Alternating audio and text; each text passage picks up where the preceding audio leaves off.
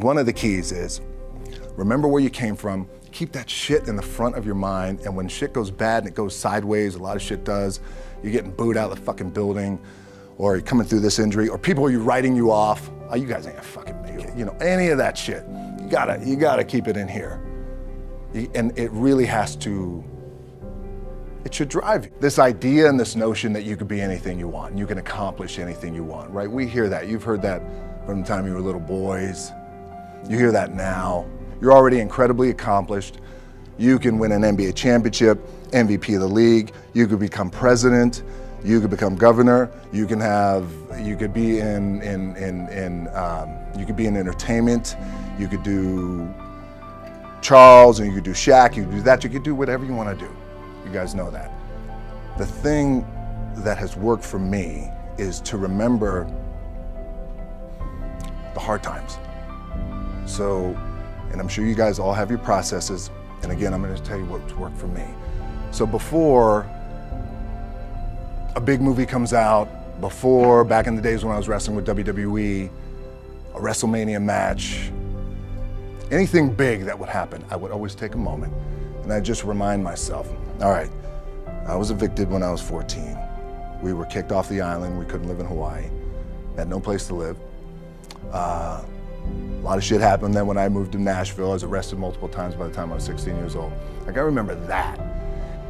If I were playing on this team, which my skills are, what's that term? Oh, the shits.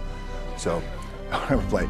But before I lace up, before I get on the court, before I play in these big games, before I go to the Staples Center, where history is there, those are historic walls there at the Staples Center. I would remember that, and it allows me then to be present in the moment and understand, holy shit, the stuff I have around me right now, this is the shit that I dreamed of when I was a kid. I am here. I played for University of Miami, played for great teams. Warren Sapp, Ray Lewis, they were my teammates. They were balling. Warren Sapp was playing tight end that time. I was starting defensive tackle. Yeah, they moved him over to D-line. And he looked at me, he's like, yo, dude, I'm gonna take your spot. I said, you ain't taking my fucking spot. He said, I'm gonna take your spot. I said, no, you ain't. We battled, and he took my spot. Now you can imagine how that fucked with me, because there goes my opportunity. He went in, switched to defensive tackle, lit the world on fire. Well, what that did, it crushed me, it crushed my dreams. I had a piss poor senior year, zero production, no NFL, no combine invite, nothing. Finally went to the CFL. Calgary Stampeders, making $250 a week Canadian. Now, I had to send that shit home to my wife at that time. Had no money. So I remember that. When I got cut from Canada, I had $7 in my pocket. And I always tell that story. So now my production company is $7, advertising agency is $7, everything is $7. So I always remember that. What helps me is to keep the hard times in the front of my mind, because it allows me to go into these big moments that I've worked my ass off, and you guys have worked your ass off. It allows me to go into these big moments with a different perspective. What it also does for me, and again, this is what works for me. Like, I keep my back, excuse my language, my back is up against this motherfucker. Every day, it's against this fucking wall. Excuse my language. But it's up against this motherfucker because it's what I believe in. And when my back is against this motherfucker, then there's nowhere to go. But that way. That's it. So I feel like this could be something, an ideology and mindset that could help you. Could, if you look at it that way. Because you made it already. We made it. We're successful boys, and we're lucky boys to be where we're at. Well, you guys made it. Everybody's rich in the room. Nobody's gonna get evicted anymore. Anything you got, there's no more money problems, right? You got a lot of hands out now. Hey, can I get a little bit? Can I get a little bit? Right, that happens. But when you make it, for me, I need this. I need this. So every day, my back is up against this motherfucker, and this is how I operate. Now, doesn't mean you don't smile, doesn't mean you don't laugh and joke, quote, right? You're happy, I'm a happy guy. But when it comes to business, and when it comes to executing, It's up against this. And I gotta go that way. And I don't give a fuck who is in front of me. They're not gonna stop me. I feel like for me, it feels seamless because you prepared for so long, but it's just like you guys prepping for a game. That's the fun part. That's where it's like, fuck, it's fun, man. People are paying their hard-earned dollars to come see you. They're cheering, they're going bananas, they're booing the shit out of you or on the road. That's fun. That's what you live for. I mean, that's the juice right there. The prep is where the character's made. And I just don't mean the character I play, I mean the character in here. So for me, the prep is getting with the director, getting with the producers, getting with the writers, so in essence, it's like getting with all your coaches and your different position coaches and all the meetings that you have to have, right? So that's the work you put in.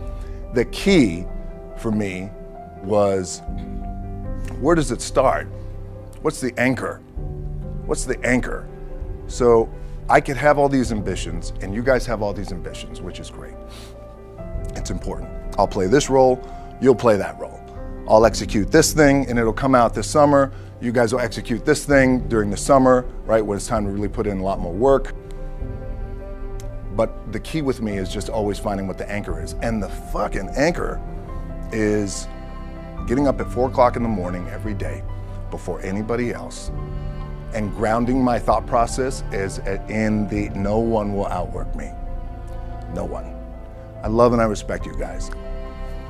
You motherfuckers won't outwork me. All starts with this. 2 hands, putting it to work. The anchor for me has always been the work in terms of the weight room training. So when I first started wrestling, I was 6 years old, rolling on the mats with my dad. My old man, a lot of you guys will know this. Yeah, Rocky Johnson. My old man was Rocky Johnson. He was the first black WWF at that time. First black WWE tag team champions with Tony Atlas back in 1983. My uncles were wild Samoans. I come from a long line of pro wrestlers. But before the wrestling part happened, I was just in the gym putting in the work. At 6 years old, rolling around on the mats. And finally when I could touch weights at 13, that's what I was doing. But the weight part for me and the gym part has always been, has to be the anchor. Look, at the end of the day, like again, it's the kind of stuff that I talked about at top is I have to hold on to my dad in his pickup truck came down 4 o'clock in the morning, picked me up in Miami from Tampa. We lived in a little shitty apartment in Tampa. He drove down in his little pickup truck to Miami to get me when I was cut from the CFL. I was driving up I-75. I don't know if you guys are from Florida, any of you guys, if you know, I-75 is like, especially down in Florida, Alligator Alley. I'll never forget it. It's 4 o'clock in the morning. And I thought, well, fuck. I leave home like you guys left home. I'm ready to tackle the world, to get after it, achieve my dreams and goals. Fucking crushed by 22, 23 years old. Now I gotta move back in with my mom and dad. I played on great teams though. Wait a second, this is not supposed to be my future. I'm supposed to be in the NFL right now. I'm supposed to be making a lot of coin and buying my parents shit, buying me shit, taking care of my wife, but it never happened. So I pulled out my wallet, I thought, well, let me see how much money I have. I opened it up, I had a 5, a 1, and change. I'm not fucking around, and well, at least I rounded up to $7. But I thought, God, ain't this a bitch? I got $7 in my pocket. Where the fuck do I go now? What do I do? I can't go back to CFL, because you know, the point comes where you hear that voice, big run's over. Like, you're done, right? So I heard that voice. So as Coach was saying, man, I hold on to that shit. I'm telling you, my back is up against this motherfucker. We laugh, we joke, we have a good time. Press is always fun to do. Sometimes you gotta make it fun. That's another thing. You gotta do your best to make press fun if you can. But my back is still up against this motherfucker. I do not forget it. What this also helps me do, and again, it works for me, is at some point, you gotta be fucking tired of not being number one. You have to be, and you gotta fucking play angry, and I play angry. Now, I'm cool and calm with my approach, and when I step out on my field, which is a set, or, you know, like, there's some, and you're always gonna have haters, and haters are like, well, God damn, man, how many movies are you gonna make, or how much shit are you gonna do? Like, you do a lot of shit. I say, yes, it's my ambition. Of course, why not? I could do it. Yeah, I love what I do. And not only that, but in what world do we not work every day? It doesn't mean, it's just like you guys in the off season. You gotta work every fucking day. It doesn't end. My back is up against this thing, you know, and I started to play angry, by the way, and I still play angry. My last match, Brock Lesnar, transitioned, and I realized if I had to be great at something, I wanted to be great in this world of Hollywood and movie making and producing and entertainment, I had to commit, and like you guys have to commit. Obviously, you commit to something, commit to the goal. So I quietly retired. 2 years later, I thought, what the fuck did I do with my career? Because my movies were not doing well. I was written off. I was like, it was around 2006, 2007. I was like, God damn. I left, I pulled a Jim Brown. I left when I was on top, like #1 in the wrestling business, and I left. It was a ballsy, gutsy, some call it stupid move, but I had to commit and I had to follow what was in my gut. And at that time, I'll share this with you guys, and Will Smith is my boy, and I sat down at that time with the agency I was with, and they said, what do you want to accomplish?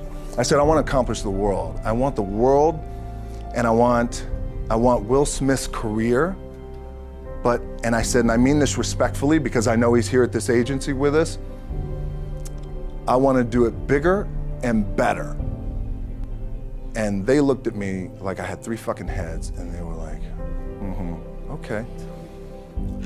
But I still stayed focused, and I still had these, still put in the hard work with my 2 hands, and that's it. And that's what it comes down to with you guys. One of the keys is, remember where you came from, keep that shit in the front of your mind, and when shit goes bad and it goes sideways, a lot of shit does, you're getting booed out of the fucking building, or you're coming through this injury, or people are writing you off, oh, you guys ain't gonna fucking make it, you know, any of that shit.